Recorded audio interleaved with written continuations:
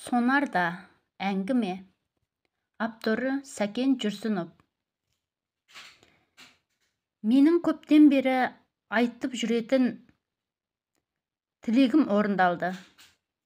Атам өзімен бірге мені қақпан құрып жүрген жеріне апаратын болды, деп бастады Серік. Бұдан бірнеше жыл бұрын болған әңгімесін.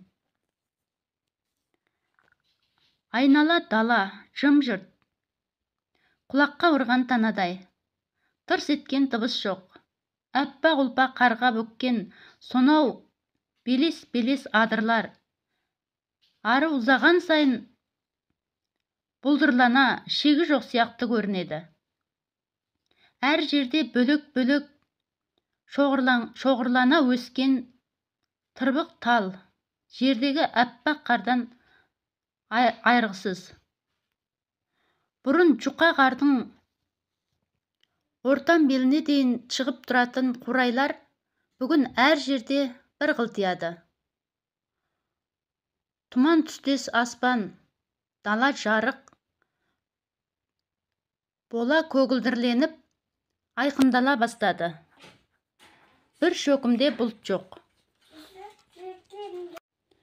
Кейбір түн ұйқысынан жаңа тұра бастаған ауыл үйлерінің төбесіндегі пеш мойнынан көрінген сұйық түтін лезде қоюланып, тымық ауаға шұбатыла көтеріледі. Мен қарны кебежедей жалқау күрең биедегі атамның артына мінгесіп келемін. Бағына ауылдан шыққанда айырылмай құшақтай ұста деген соң атамның беліне жабыса қалғамын. Әйтеуір жүре келе қолымды босата бастадым. Оны аңғармады білем, әңгімемен келеді. Бұрынғы қылшылдаған жас кезім болса ғой, бұлай қақпан аңдып жүрер медім. О, шіркін жастық десеңші. Атам біраз үнсіз отырды. Осы тап сендердей күнімізде қазір сен нешедесің? 10-дамын. Енді тап ол кез демей-ақ қояйыншы. Одан сәл үлкендеу кезімізді түлкілердің қотанына қайтарып әкелетінбіз. Осы күнгі балалар, әй, бірақ оқуларың бар ғой.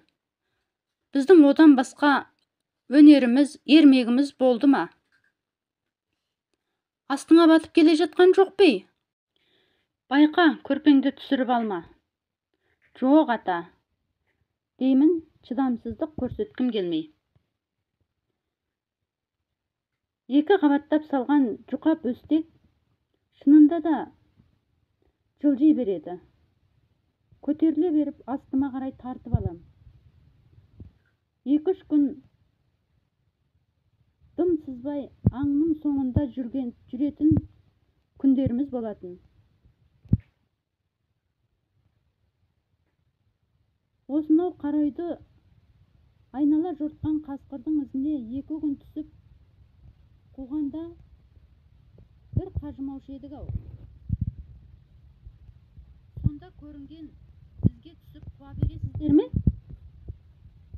Атам аз үнсіз келе жатты да, сәлден соң селк ете қалды. Сен бірдеме дедің ба? Әй, аяғым тоңып қалмасын бәлекет. Атты бүйірлеп қой аяғыңмен. Жоқ, тоңбайды ата, дедім, сәл тоңази бастаса да жасырып. Әлгі сұрағымды қайта қойдым. Оның неше түрлі қитұрқысы бар. Жақсы кәнігі аңшылар бізді салған жерден айырады. Мынау аң ұзап кеткен, мынау алыс емес, деп қолмен қойғандай білетіндер бар. Ал енді қай аңшы болмасын, аңға шықпас бұрын жауған қардың қай сонар екенін аңғарып алады. Ол арқылы бізді айыру бәрінен де оңай. шіркін. Жалтырдай аңшы ілуде кездесер. Әй, ол бәлекет. Ата, қай сонар екенін дегеніңіз қалай? Қан сонардан басқа енді қандай сонар болушы еді? Дедім, ұзақ әңгімеге кетіп бара жатқан атамды бөгеп. Атам жауап бермес бұрын кеңкілдеп күліп алды. Қарағым ау, қан сонардан басқа сонар болмайды деп ойлаушы ма едің? Одан басқа, әй, сен осы тоңып қалдың ғой деймін. Аттың басын тежеп, артына бұрылып маған қарады. Жерге түсіп жүгіріп алсаң қайтеді?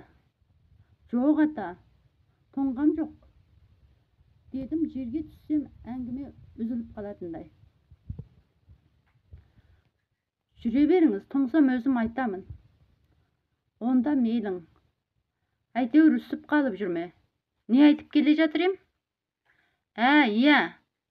Қан сонардан басқа ұзақ сонар, келте сонар дейтіндер тағы бар. Ұзақ сонар деп жауып тұрған қардың кешкі мезгілде ашылып тоқтауын айтады. Бұл аңшыларға нағыз жағдайсыз сонар. Себебі түн болып кеткеннен кейін аңшылық жасау қиындап, сонар дер кезінде пайдаға аспай қалады. Ал кеш мезгілінен таң атқанша жортатын аңдардың ізі көбейіп, олар бірін-бірі басып шым-шытырық болып жатады да, аңшыларға іздің жаңа ескілігін айыру қиынға соғады. Кейде қар түні бойы жауып, дәл таң алдында ашылып кететіні де болады. Бұл қардың кейін жүрген аңның ізі әрі жаңа, әрі сирек болып сайрап жатады. Кездестірген ізінен аң алысқа ұзай қоймайды.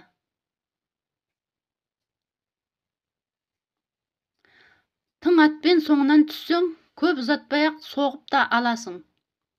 Сондықтан бұл сонар аңшыларға таптырмайтын бірден бір қолайлы сонар болып есептеледі. Мұны келте сонар деп атайды. Ал мына бүгінгі қан сонар түн ортасына дейін жауып ашылған қар аңшыларға көбінесе кездесетін. Міне осы сонар. Сонау бір түп шүйді түбінде мен құрған қақпан бар. Қазір соған барамыз. Одан ары тағы көре жатармыз, деп атам зөңгіге аяғын тірей солай қарай көтеріле қарап тұрып қалды. Аздан соң қалың байпақты қысқы етігінің өкшесімен биенің екі бүйірін тебініп қойды. Көресің бе, бір нәрсе қараяды. Қасында, бәсе, қамбасын бері тарт, деп чоқта жөнелді. Бағанағыда емес, биенің жүрісі жайсызданып, әлем тапырақтанды. Әлем тапырағымды шығара бастады. Басым зырқ-зырқ етсе, ішім солқ-солқ етеді. Апырай, тез жетсек екен деп тілеп келемін. Ішің түйілген жоқ бей, бәлекет. Жайсыз болып кетті-ау деймін, деп қойды атам. Жоқ, қоқ деймін. Биенің ырғағына қарай мен де жауабымды түйіп-түйіп. Бір топ шидің түбіне жеткенде, атам да мен де қызық жағдайға қайран қалып қарап қалдық.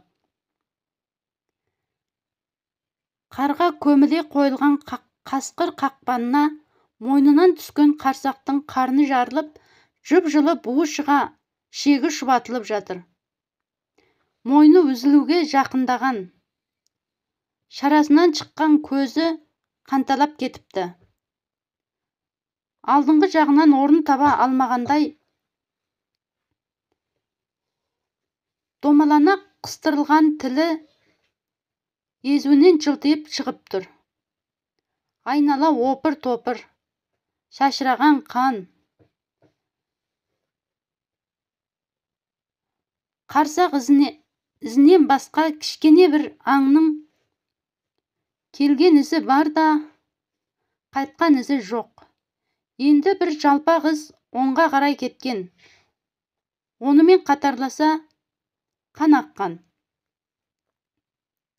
Атынан түсіп, әр белгіге еңкейе зер салып қараған атам кішкене ойланып тұрды да. Ғажап, бұрын соңды кездеспеген жағдай, деп таңдайын бір қағып атқа қайта қонды. Не де болса, мына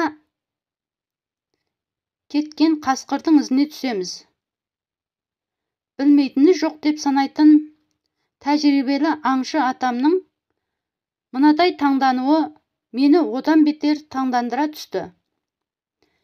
Біз ізді қуалай кете бердік. Бұл арадан шыға бергендегі қасқыр ізінің арасы алшақ-алшақ. Кей жерлерде бір орында қан шапшып тұрып алған сияқты. Немесе әлде бір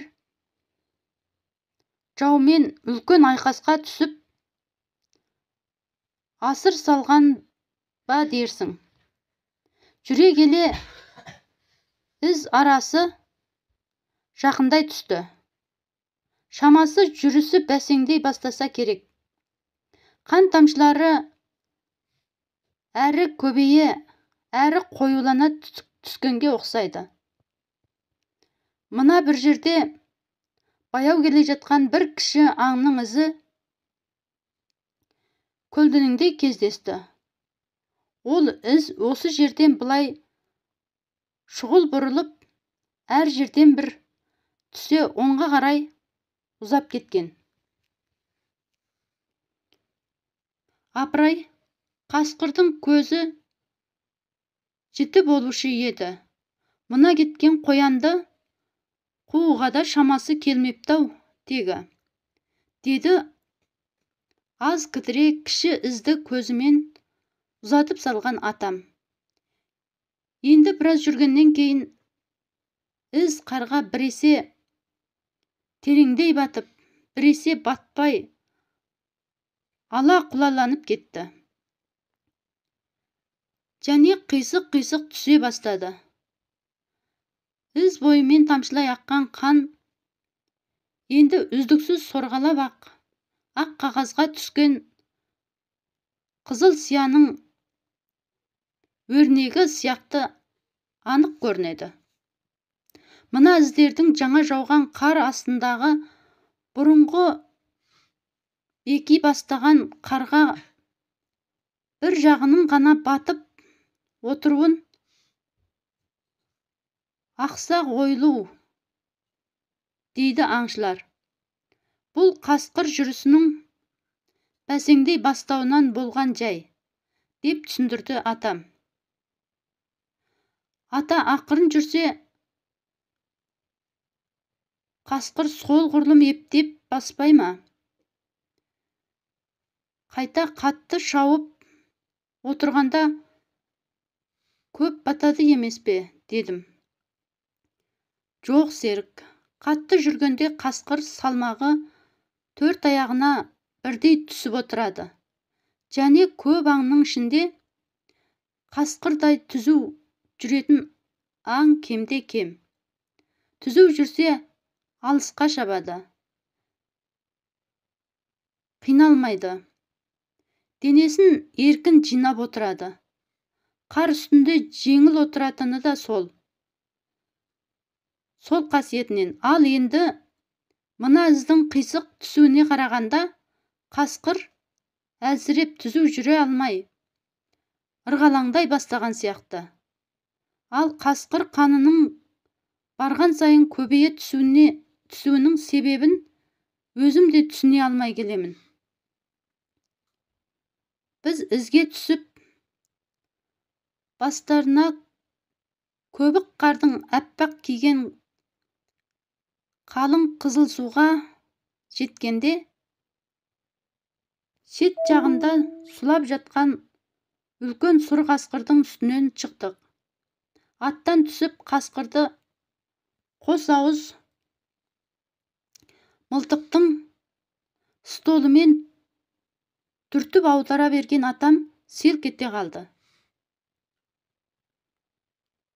Серік, мына ғажапты қара, деп қасқырдың тамағынан көзін алмастан мылтықтың серіппесін ашты. Атты тізгінінен жетелей мойнымды создым. Жүрегім су ете қалды. Қасқырдың өндіршегін қиып, тамағының астына жабысып алған кішкене аңның құйрығы бұлаңдап қозғалады. Арқасы ақырын бүлк-бүлк етіп, қанды құмыға сорып жатыр. Аузы ырсиған қасқырдың ашулы езуі, әттен қапыда кеттім, әйтпесе деген өкінішін айтып жатқан секілді. Мынау күзен, деді атам түсіндіріп. Қақпандағы қарсақты боршалап кеткен осы күзен болды. Бұл кіші аң болса да қауіпті аң. Бір нәрсеге атылғанда мұның қимылына көз жетпейді. Қасқыр келгенде жемін қызғанып тамағына жабысқан екен. Қысылған қасқыр құтылмасын білген соң үйреншікті жеріне тартып отырған ғой. Кеудесін кере ауаны рақаттана жұтып ауыр демалған аңшатам, пай-пай, бірінің қарын бірі ішулерін қарашы, бұлардың. Жыртқыштың аты жыртқыш емес пе? Деді мылтықтың серіппесін тартып қалып.